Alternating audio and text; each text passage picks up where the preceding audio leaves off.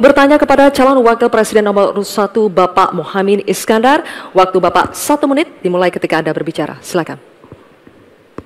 Baik, terima kasih Gus Muhaimin. Paslon nomor 1 dan tim suksesnya sering menggaungkan LFP, lithium ferrofosfat. Saya nggak tahu ini pasangan nomor 1 ini anti nikel atau gimana? Mohon dijelaskan. Masih ada waktu, Pak Gibran, apakah akan digunakan? Akan saya gunakan apabila pertanyaannya belum jelas. Bagaimana Gus? Cukup? Saya jelaskan juga nggak apa-apa. Singkatan dan terminologi mohon dijelaskan. LFP, lithium ferrofosfat. Tadi sudah saya bilang kan, lithium ferrofosfat. Itu sering digaungkan Pak Tom Lembong itu. Lithium ferrofosfat. Baik. Masih ada waktu untuk menjelaskan atau cukup? Cukup? Baik. Sekarang kami persilakan kepada calon wakil presiden nomor urut 1 Bapak Muhaimin Iskandar untuk menjawab. Waktu Bapak 2 menit dimulai ketika Anda berbicara. Silakan. Terima kasih. Tenang Pak Gibran. Semua ada etikanya. Termasuk kita diskusi di sini bukan tebak-tebakan definisi, tebak-tebakan singkatan. Kita levelnya adalah policy dan kebijakan.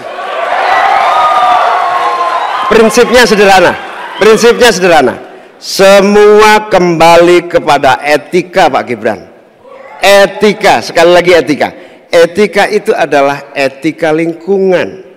Apapun yang menjadi kebijakan kita menyangkut produksi, pengambilan tambang sumber daya alam, juga apapun yang kita gunakan seluruh potensi bangsa ini, rujukannya adalah etika lingkungan. Komitmen kita intinya adalah keseimbangan antara meletakkan manusia dan alam.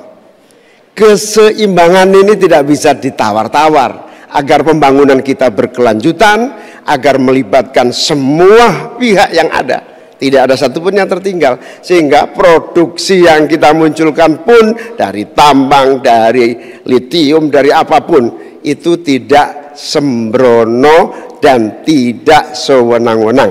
Bahkan yang lebih parah lagi, tidak mempertimbangkan lingkungan dan keberlanjutan masa depan. Sekali lagi, intinya bukan hanya etika lingkungan, tetapi etika bahwa forum ini adalah forum policy yang berharga. Jangan-jangan kalau kita tebak-tebakan definisi di sini, saya ragu kita ini levelnya SD, SMP, atau jangan-jangan ijazah kita palsu semua di sini.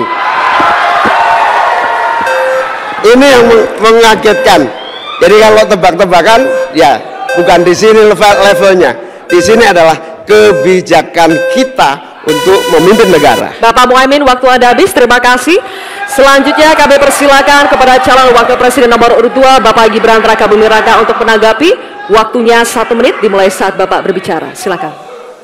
Ini agak aneh ya, yang sering ngomongin LFP itu tim sesnya, tapi cawapresnya nggak paham LFP itu apa. Kan aneh. Sering bicara LFP, lithium ferrofosfat. Tesla nggak pakai nikel. Ini kan kebohongan publik, mohon maaf. Tesla itu pakai nikel, Pak. Dan kita sekarang, Indonesia itu adalah negara yang punya cadangan nikel terbesar sedunia. Ini kekuatan kita, ini bargaining kita. Jangan malah membahas LFP. Itu sama saja mempromosikan produknya China, Pak. Saya nggak tahu ya, Pak Tom Lembong dan tim sesnya sering nggak diskusi dengan cawapresnya. Masa cawapresnya nggak paham? Aneh loh. Saya jelaskan sekali lagi, lithium ferrofosfat itu adalah alternatif dari nikel. Intinya ada negara yang nggak mau pakai nikel. Nah, itu loh Gus yang saya maksud. Apakah Gus Muhaimin juga anti nikel? Baik, waktunya habis. Terima kasih Pak Gibran. Baik, kami lanjutkan. Mohon tenang dulu Bapak, Ibu. Cukup Bapak-Bapak. Bisa kita lanjutkan ya. Terima kasih. Sekarang kami persilakan kepada calon wakil presiden nomor urut 1 Bapak Muhaimin Iskandar untuk merespon tanggapan dari Bapak Gibran Rakabuming Raka. Waktu Anda 1 menit Bapak, silakan. Saya setuju bahwa potensi sumber daya alam kita harus terus kita promosikan. Tetapi harap dicatat, gara-gara kita mengeksplorasi nikel ugal-ugalan, lalu hilirisasi tanpa mempertimbangkan ekologi, mempertimbangkan sosialnya, buruh kita diabaikan, malah banyak tenaga kerja asing, dan juga yang terjadi korban kecelakaan. Di sisi yang lain, pemasukan dari nikel kita juga sangat kecil. Ini menjadi pertimbangan. Dan yang paling parah, nikel kita berlebih produknya, sehingga bukan harga tawar kita menaik, malah kemudian kita menjadi korban dari policy kita sendiri. Sementara kita masa depannya menjadi tidak jelas, di sisi yang lain kita mengorbankan lingkungan dan sosial kita, sekaligus keuntungan yang sangat terbatas bagi negara.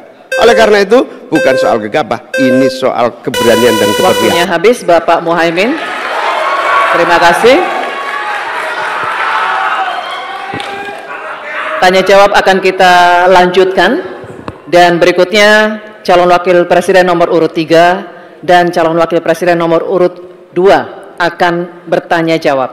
Untuk itu kami persilakan cawapres nomor urut 3 Bapak Mahfud MD untuk mengajukan pertanyaan kepada cawapres nomor urut 2 Bapak Gibran Rakabuming Raka. Pak Mahfud, waktunya 1 menit dimulai saat Bapak berbicara. Silakan. Mas Gibran, saya menghormati Anda sebagai calon wakil presiden, sehingga saya tidak akan bicara secara menjebak dan receh-receh.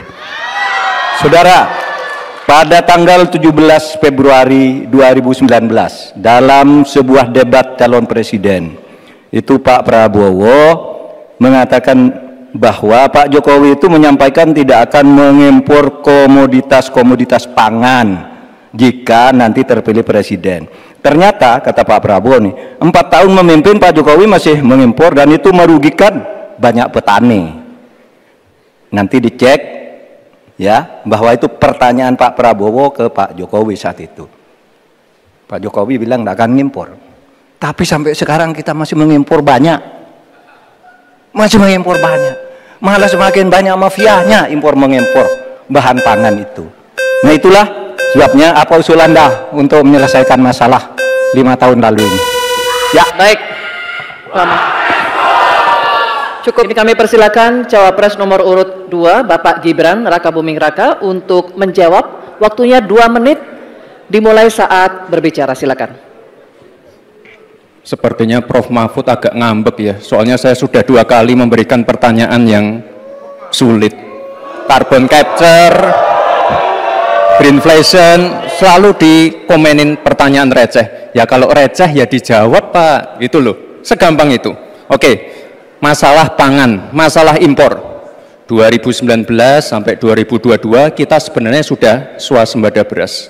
2023 ada impor karena El Nino Pak. Dan ini terjadi di sebagian besar di belahan dunia Pak. Kuncinya sekarang adalah bagaimana kita bisa bekerja sama melakukan ekstensifikasi, intensifikasi lahan di tingkat desa sampai tingkat nasional secara efektif. Pupuk itu kunci. Makanya kemarin ada pabrik pupuk di Fak-Fak. Ini kunci untuk meningkatkan produktivitas. Lalu mekanisasi. Ini kalau tidak ada mekanisasi, produktivitasnya tidak akan meningkat. Ada combine harvester, ada RMU. Ini wajib untuk meningkatkan produktivitas sekaligus mengurangi food loss atau food waste. Lalu tentu saja kita harus menggandeng anak-anak muda. Misalnya di Jabar sudah ada program petani milenial, ya kita juga harus mengedepankan smart farming. Kita pakai IoT untuk mengecek kesuburan tanah, pH tanah, keasaman tanah, penting sekali itu Pak. Lalu kita pakai drone untuk menyemprotkan pestisida. Jadi memang yang namanya food estate, lahan pertanian itu adalah program jangka panjang Pak. Jadi tidak bisa dijudge sekali panen, 2 kali panen, 3 kali panen. Panen pertama, kedua, ketiga itu pasti tidak pernah 100%. Ini yang petani pasti paham. Baru nanti panen ke-6, ke-7, ke-8 baru akan kelihatan seperti apa hasilnya. Itu Pak, terima kasih dan mohon maaf sebelumnya Pak. Waktunya habis, terima kasih. Cukup. Bapak Ibu cukup? Baik, kita lanjutkan dulu. Saatnya calon wakil presiden nomor urut 3 Bapak Mahfud MD untuk menanggapi, waktunya 1 menit saat Bapak berbicara, silakan. Pertanyaan saya bukan itu. Pertanyaannya itu, dulu Pak Prabowo bertanya, katanya Pak Jokowi tidak mau ngimpor beras. Lalu sekarang faktanya, per hari ini, catatan datanya harus dibaca ini.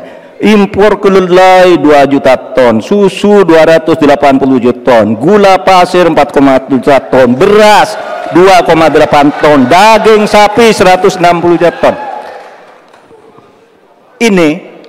Ini hasilnya seberapa dari hasil debat dulu yang tanggal 17 Juli itu.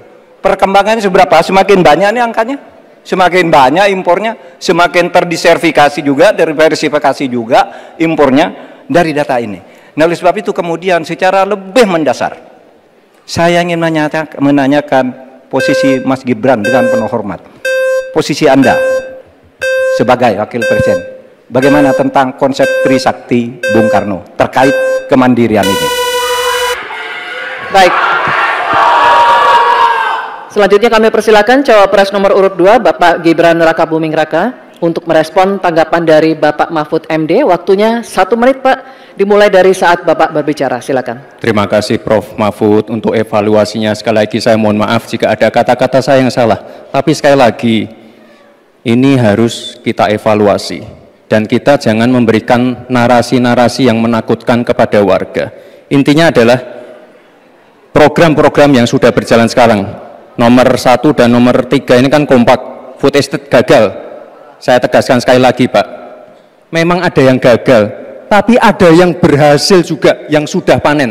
Misalnya di Gunung Mas, Kalteng, itu sudah panen jagung, singkong.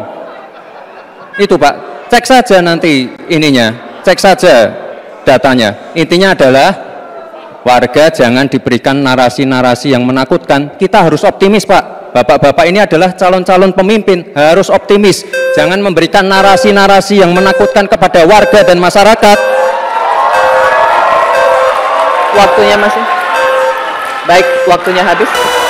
Baik, waktunya habis. Cukup. Cukup, mohon kerjasamanya. Baik. Hadirin sekalian, kita akan masuk ke sesi tanya jawab yang terakhir, yakni calon wakil presiden nomor urut 1 Bapak Muhaimin Iskandar dan calon wakil presiden nomor urut 3 Bapak Mahfud MD. Bapak Muhaimin, waktu Anda bertanya 1 menit dimulai saat Bapak berbicara, silakan.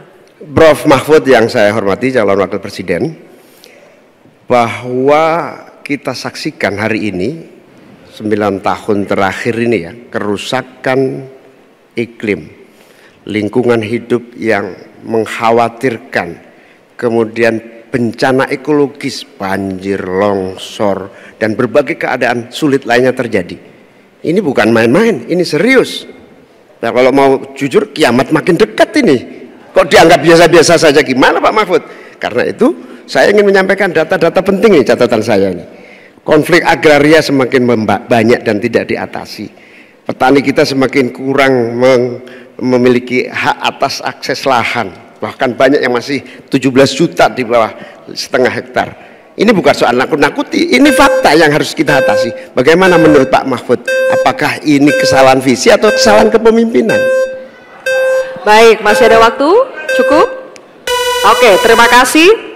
Selanjutnya kami persilakan kepada calon wakil presiden nomor urut 3 Bapak Mahfud MD untuk menjawab. Waktu Anda 2 menit Bapak, silakan. Ya, data yang disampaikan Pak Muhaimin tadi sudah saya sampaikan di dalam opening speech, bahwa konflik agraria Pak di kantor Polhukam saja itu sekarang 2.587 untuk ini apa? Untuk masalah Polhukam saja, belum yang laporan ke polisi, belum yang laporan ke BPN dan sebagainya, itu bisa puluhan ribu. Artinya data itu saya benarkan dan sudah saya katakan lebih dulu sejak tadi. Nah, persoalannya sekarang bagaimana kita mau menyelesaikan itu? Begini, dulu di zaman Bung Karno itu ada undang-undang yang menyatakan bahwa tanah-tanah milik masyarakat adat itu supaya diberikan ke masyarakat adat.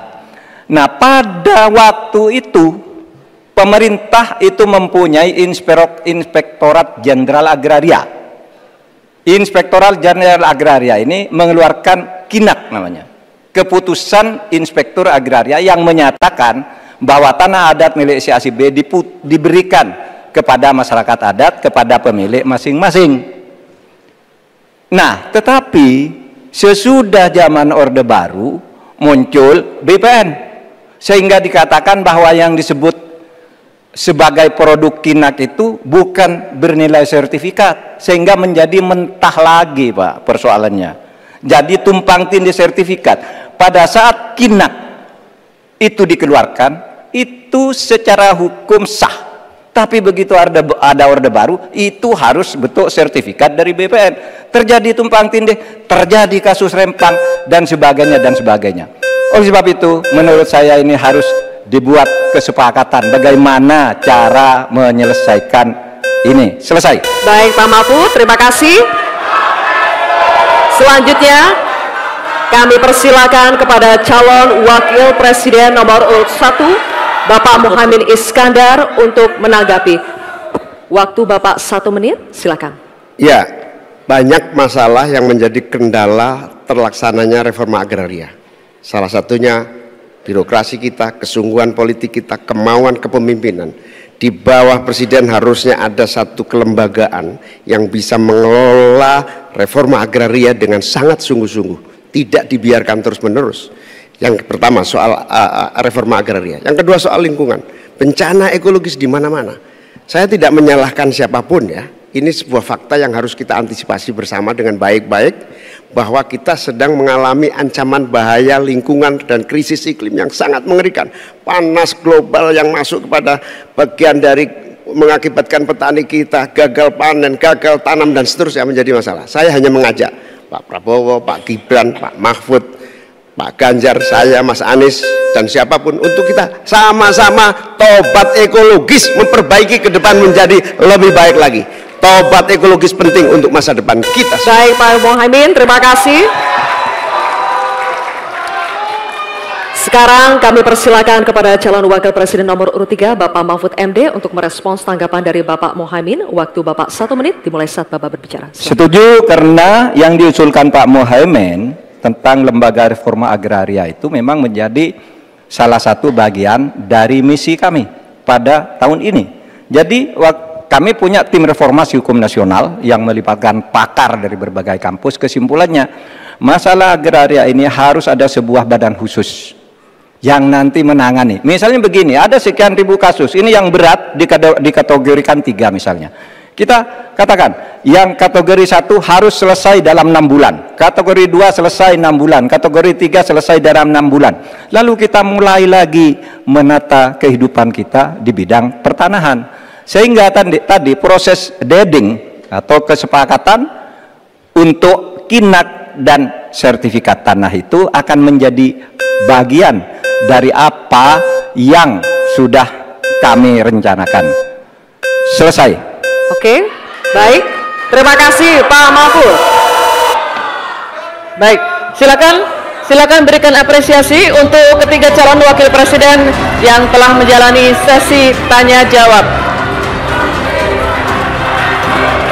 Hadirin dan pemirsa, usai jeda kita akan kembali dengan segmen pernyataan penutup dari ketiga calon wakil presiden kita. Tetaplah